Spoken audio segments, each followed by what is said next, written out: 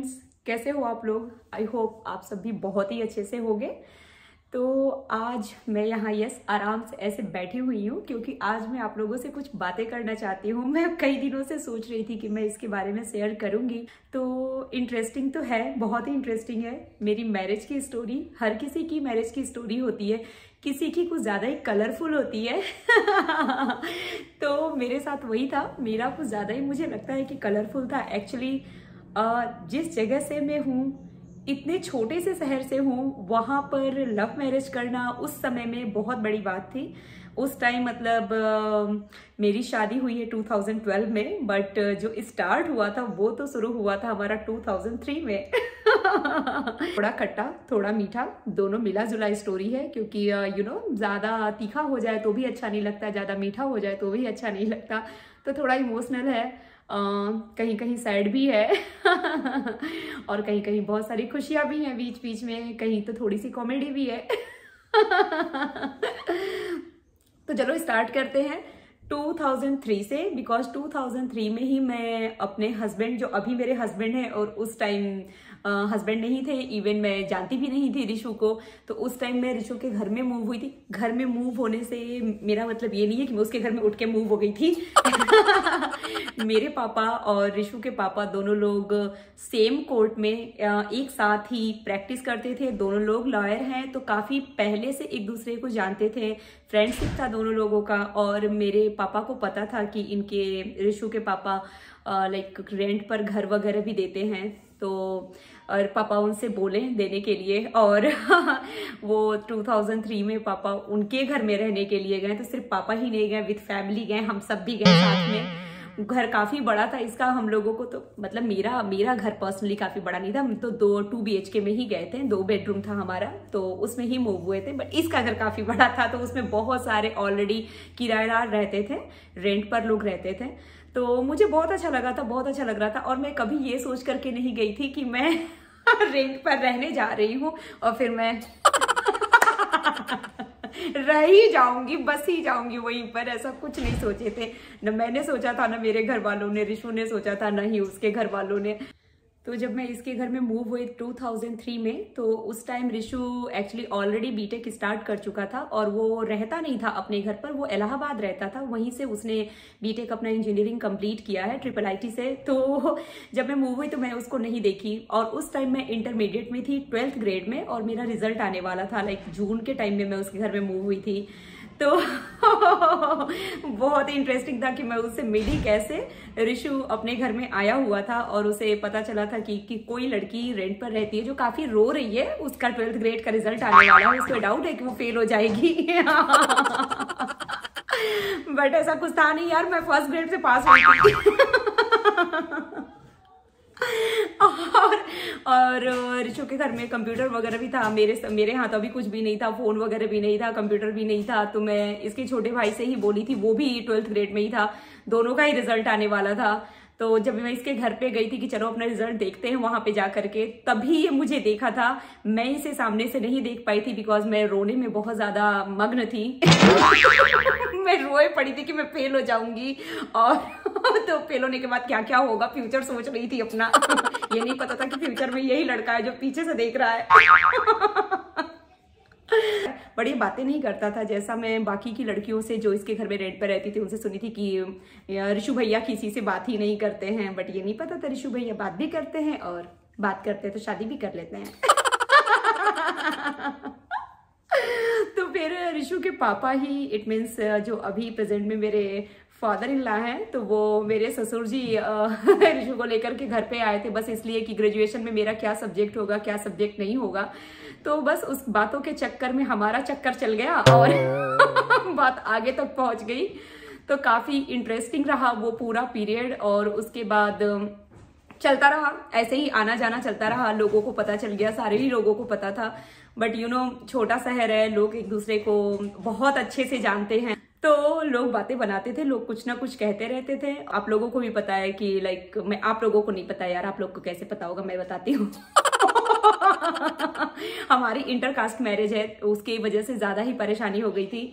तो उसमें like of course घर वालों को ऐतराज था, मेरे भी घर वालों को, ऋषु के भी घर वालों को।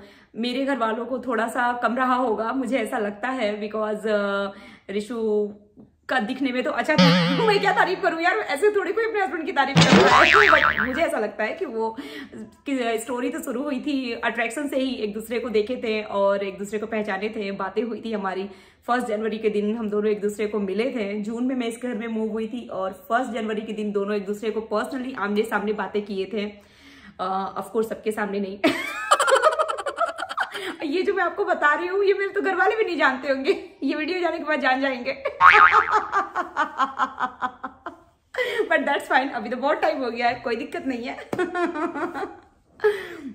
उसके बाद 2006 में 2006 में ऋषु नोएडा चला गया, उसकी जॉब लग गई, तो लॉन्ग डिस्टेंस और भी लॉन्ग डिस्टेंस में बदल गया, कन्वर्ट हो गया, क्योंकि यू नो ऑलरेडी हम दोनों एक दूसरे से इतना नहीं मिलते थे, कुछ ऐसा नहीं था, फोन भी हमारे पास नहीं था, तो पीसीओ वगैरह से मैं उसको कभी कॉल कर लेती थी। पीसीओ पे यू नो जैसे जैसे 1-1 रुपए का बिल बढ़ता है वैसे वैसे दिल की धड़कन बढ़ती है। इतने पैसे होते थे मेरे पास, मैं ग्रेजुएशन में थी और पापा से पैसे मिलते थे रिक्शे से जाने के लिए कॉलेज तक, और उस रिक्शे के पैसे को बचा करके मैं फोन पे बात करती थी, पैदल आती जाती थी। समझ सकते हो कितनी कुर्बानी दी है मैंने। 50 रुपए तो ऐसे चले जाते थे, पूछना ही नहीं है। 50 रुपए जाने के बाद दिल की धड़कन बैठ जाती थी कि अब कब मिलेगा 50 रुपया। तो ये सारा चलता रहता था। उसके बाद वो लॉन्ग डिस्टेंस और भी ज्यादा लॉन्ग हो गया जब ऋषु चला गया नोएडा में, और फिर वो आता था लाइक 6 महीने 7 महीने पर, तो हमारी मोस्टली बातें फोन पर ही होती थी। उस समय मैं फिर भी इतनी दुखी नहीं थी, मुझे लगता था चलो इंडिया में ही है, क्योंकि कोई आइडिया ही नहीं था कि ऋषु फ्यूचर में यूएस आएगा, न ही उसे खुद को पता था कि वो यूएस आना चाहता है। तो 2006 में जब ऋषु ने यहाँ आने के लिए सोचा, मैं आपको बता नहीं सकती हूँ कि मैं कितनी ज्यादा सैड थी। वो भी सैड रहा होगा, एक्चुअली उसका आने का तो मन था, बट यू नो अपना कंट्री छोड़ना, अपने लोगों को छोड़ना, अपने पेरेंट्स को, अपने रिलेटिव्स को, अपनी गर्लफ्रेंड को। मैं खुद को क्यों नहीं ऐड कर रही हूँ, मैं भी तो उसमें थी। तो हर किसी को छोड़ करके इतनी दूर आना जहाँ किसी को कोई नहीं जानता है। तो उसने 3 साल तक इंडिया में नोएडा में जॉब किया है। तो उस टाइम तो फिर भी 6-6 महीने पर हम लोग मिलते जुलते थे, और घर वाले स्ट्रिक्टली अगेंस्ट थे हमारे शादी के, स्पेशली मेरे in laws, because just only मुझे ऐसा लगता है कि इंटरकास्ट होने की वजह से, आई टोटली अंडरस्टैंड। उस समय भले ही मैं रोती थी, परेशान होती थी, बट कहीं ना कहीं मेरे दिमाग में था कि ये क्यों ऐसा हो रहा है, क्योंकि इतना छोटा शहर है, इस तरीके की चीज अगर होगी तो कोई भी अगेंस्ट होगा। ऋषु अपने घर में बता रखा था कि शादी वादी की बात को लेकर के, तो वो मेरे को बताता था कि क्या सीन चल रहा है। यू नो ज्यादा पर्सनल मैं नहीं होंगी अभी, बिकॉज कुछ चीजें मैं शेयर नहीं कर सकती हूँ। जहां तक थोड़ा सा फन है और अच्छा पार्ट है, मैं वहीं तक आप लोगों को बता पाऊंगी, उसके ऊपर जा करके नहीं। यू नो कुछ चीजें होती हैं जिसको शेयर नहीं करो तो ज्यादा अच्छा है। बट एक पार्ट है जो मैं आप लोगों को थोड़ा थोड़ा करके बता रही हूँ, जिसे बताना मुझे भी अच्छा लग रहा है। तो फन पार्ट की ही चीजें चलो शेयर करते हैं। और उस टाइम ऋषु अपने घर में बता रखा था मुझे, उसे स्ट्रिक्टली मना किया गया था कि अभी तुम मुझसे नहीं मिलोगे, बट यू नो मोहब्बत में सब कुछ जायज है। वो गाना है ना, लेकिन छुप छुप कर मिलने से मिलने का मजा तो आएगा। जी हाँ, बिल्कुल आएगा। अभी जो मुझे ऐसा लगता है कि अभी जो सीन चलता है प्यार मोहब्बत में, लोग जैसा करते हैं, या यहाँ पर या इंडिया में लोग ओपनली मिलते हैं, पेरेंट्स को भी पता होता है, बहुत सारे लोग लिविंग में रहते हैं। यूं जितना मुझे लगता है, कभी कभी मिलना, कभी कभी बातें करना, थोड़ा फोन पर बातें करना, तो जो एक्साइटमेंट बना रहता है मिलने का, बातें करने का। आप हर रोज अगर हस्बैंड वाइफ के जैसे अगर रह रहे हो, जैसे हम लोग अभी रह रहे हैं, तो हमारे पास बातें तो करते हैं, बट फुल डे अगर कोई बैठा दे यार एक साथ, तो एक दूसरे का बाल नोच ले। तो वो जो हमारा था छुप छुप के मिलने वाला, ऋषु के घर में बहुत सारे गेट थे, बहुत सारे दरवाजे थे, जिस रेंट पे घर में हम लोग रहते थे, क्योंकि किराएदार बहुत सारे थे, तो दरवाजे और डोर भी बहुत सारे ही होंगे। तो कभी किसी डोर से, कभी किसी डोर से, कभी किसी डोर से, वो भी मुश्किल से मुश्किल 2 मिनट के लिए, कभी 3 मिनट के लिए मिलते थे हम लोग। ऐसे ही मिलते थे, उतने में आंखों को सुकून और दिल को सुकून हो जाता था। मोबाइल मेरे पास बहुत बाद में आया था, वो भी मेरे पास नहीं था, पर्सनली मेरे पापा के पास था वो। तो कभी हमारे हाथ में होता था तो ऋषु को मिस कॉल देते थे। मिस कॉल से ज्यादा कभी कुछ नहीं किए, पीसीओ से फोन पैसा लगा के जरूर बातें की हैं, लेकिन यूएस आने के बाद तो रिचार्ज भी वही कराया है। तो मेरे को मोबाइल भी दे करके गया था, जिसे मैं छुपाते छुपाते इधर उधर वाइब्रेशन में रख करके छुपाती रहती थी। और जब भी ऋषु कहता था यार खुद से कॉल कर लिया करो, हम के नहीं तुम ही कर लिया करो, और गलती से अगर हम कभी कर देते थे और वो फोन रिसीव कर लेता था यहाँ से यूएस से, तो मेरा तो ऐसा लगता था मेरा 8 रुपया, मेरा 8 रुपया। कहता था तुम्हारा 8 रुपया नहीं, मेरा 8 रुपया। यार रिचार्ज कराते हैं, किसी से तो बात करती होगी, मेरे से ही कभी 10 रुपए 20 रुपए का बात कर लिया करो। भले ही हमारा लॉन्ग डिस्टेंस बढ़ता गया हो थोड़ा थोड़ा करके, बट यू नो उस डिस्टेंस में हमारा प्यार जो है वो करीब आ रहा था, एक दूसरे के करीब आ रहे थे, ट्रस्ट एक दूसरे पर बहुत ज्यादा बिल्ड हो गया था। एक दूसरे पर ट्रस्ट करना ये सबसे बड़ी बात है। आप समझ सकते हो कि अगर कोई लव स्टोरी लॉन्ग डिस्टेंस से ही शुरू होती है और वो और भी ज्यादा बढ़ती जाती है, डिस्टेंस बढ़ता जाए बट आप क्लोज होते जाओ, वो सबसे बड़ी बात होती है। और हम दोनों में वो फेथ हमेशा हमेशा बना रहा, टच वुड। तो 2009 में वो यहाँ आया है यूएस में, और 2000 हर 3 साल पे हमारा किस्सा बढ़ता गया है आगे। तो जैसे 2003 में मैं उसके घर पर आई थी रहने के लिए, और 2006 में वो नोएडा गया था जॉब करने के लिए। 2009 में वो यूएस आया था एमएस करने के लिए, और उसके बाद यहीं रह गया। और 2012 में हमारी शादी हुई थी। तो जब वो यहाँ आने वाला था तो उसके पहले उसने मेरे भाई से और पापा से थोड़ी सी जो बातें होती हैं, लाइक कि आप अपनी लड़की का हाथ किसी और के हाथ में मत दीजिएगा, मैं ही इसका हाथ थामूंगा। ये वाली बात थोड़े अच्छे अंदाज में, क्योंकि मुझे वैसे बोलने नहीं आता है, तो वो बोलकर आया था। बट यू नो लड़की के घर वाले हैं ना, तो मन में कहीं ना कहीं एक डर बना ही रहता है, और खुद मुझे भी था। मुझे ये डर नहीं था कि वो किसी और से लाइक उसका ऐसा कुछ नहीं था, बट जो डर होता है ना, हम कैसे समझाएं आपको, अगर वो उस फेज से आप निकले होंगे किसी के साथ, अगर ये हुआ होगा तो वो समझ सकता है कि मैं क्या कहना चाहती हूँ, कि लड़का इतनी दूर आ गया है। और उस समय ये वीडियो कॉल वगैरह स्मार्टफोन सब नहीं था कि मैं उसको देख पाती, सिर्फ और सिर्फ फोन पर बातें होती थी, वो भी कभी 10 मिनट कभी 15 मिनट। ये जो रात और दिन का भी चक्कर है इंडिया और यूएस के बीच में, वो भी सामने आता था। तो वो अपने घर में ऑलरेडी बोल चुका था शादी के लिए, घर वाले एक्सेप्ट नहीं किए थे ऑफ कोर्स, और उनकी फीलिंग्स मैं दिल से समझती हूँ कि वो क्यों नहीं किए थे।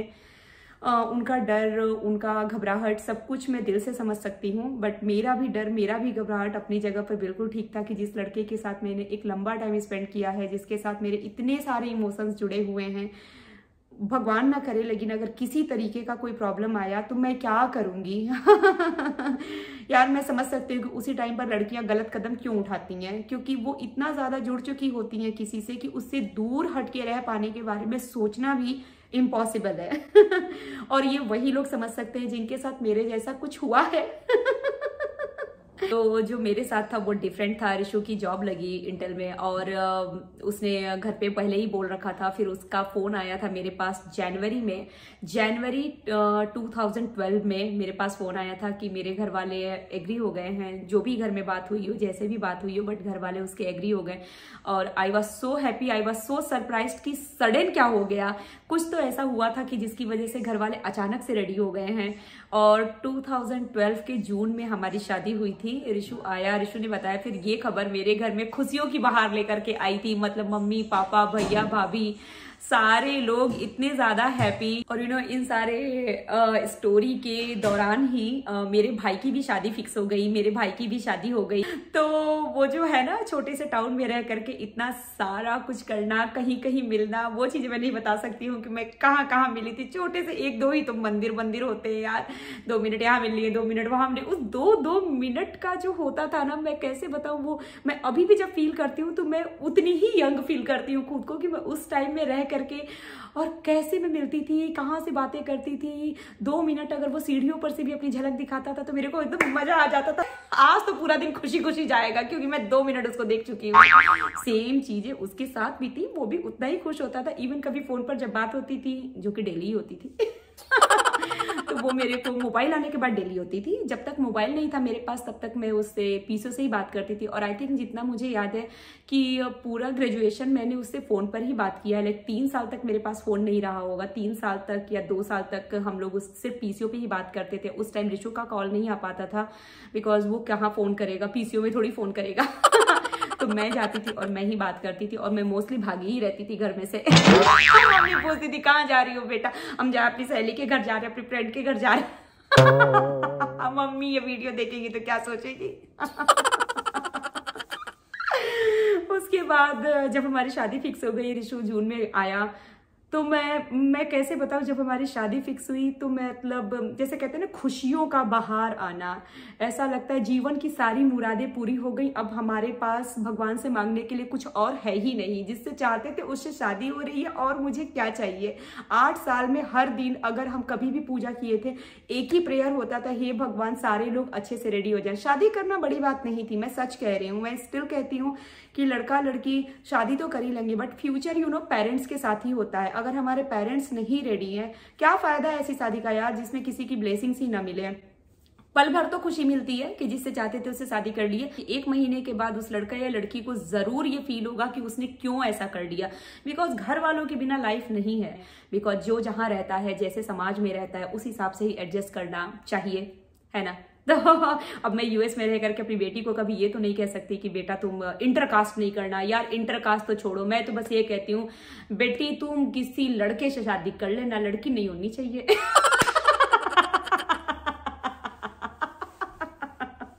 कहती तो नहीं हूँ बट ये कहूंगी मैं फ्यूचर में, बिकॉज अभी तक तो वो ये बातें नहीं समझती है। बट मुझे तो सबसे ज्यादा डर यही लगता है कि ये जो आजकल का चला हुआ है ना, लड़की लड़की और लड़का लड़का, उसमें तो मेरे लिए यही बड़ी बात है बेटा, छोटा मोटा काला गोरा जैसा भी हो, लड़का होना चाहिए, लड़की नहीं होनी चाहिए। तो अपना सर फोड़े, उससे अच्छा है कि जहां पर है उस हिसाब से उस माहौल में अपने आप को एडजस्ट कर ले। और हमारे घर वालों ने वही किया था, कोई उसमें बड़ी बात नहीं थी। शादी हमारी लव कम अरेंज हो गई, क्योंकि हमारी शादी बिल्कुल बहुत ही धूमधाम से हुई, बारात ला करके हुई, जो मैं चाहती थी। मेरी सारी रस्में हुई, मेहंदी, हल्दी, शादी, लाइक अच्छे से बारात आना, हमारा जयमाल जो कि कहलाता है, जो कि मेरा फेवरेट था उस टाइम पर। मुझे लगता था मुझे भी माला पहनाना है। तो वो सारा कुछ हुआ, तिलक विलक हुआ, रिसेप्शन मेरा बहुत मन था, वो नहीं हुआ। इंगेजमेंट मेरा बहुत मन था, वो भी नहीं हुआ, क्योंकि इंगेजमेंट तो ऑलरेडी हम इंगेज थे, क्या ही इंगेजमेंट करवाना है। बहुत दिनों से इंगेज हो चुके थे। तो सीधे ही हमारी डायरेक्ट रिशु यहाँ से आया, 2-3 दिन के अंदर हमारी शादी हो गई। 1 हफ्ते के अंदर मैं वापस यहाँ पर भी आ गई, बहुत लगी थी, मेरा वीजा भी लग गया था उस टाइम पर, जो मैं पहले अपने वीडियो में बता चुकी हूँ आप लोगों को। तो बहुत ही बढ़िया रहा, बहुत ही ऑसम रहा, बहुत ही ज्यादा मजा आया। अगर कुछ बीच की छूटी छटकी बहुत ही इंपॉर्टेंट चीजें हैं जो मैं इसमें नहीं शेयर कर रही हूँ, हो सकता है आप में से किसी से मेरी स्टोरी मिल रही हो। तो अगर आप लोगों को आज का मेरा वीडियो पसंद आया हो तो please please please like, share and subscribe to my channel, and don't forget to subscribe. क्योंकि मुझे आगे की बहुत सारी स्टोरीज अभी बतानी है। मेरा हनीमून यहाँ पर, मेरा पहला ट्रिप यूएस में कैसा रहा, मेरे बेबी का बर्थ कैसा था। बट एनीवे कोई नहीं, वो नेक्स्ट वीडियो में शेयर करूंगी। बट आज के लिए अपना वीडियो यहीं पर खत्म करती हूँ और मिलती हूँ अपने नेक्स्ट वीडियो में। Bye guys.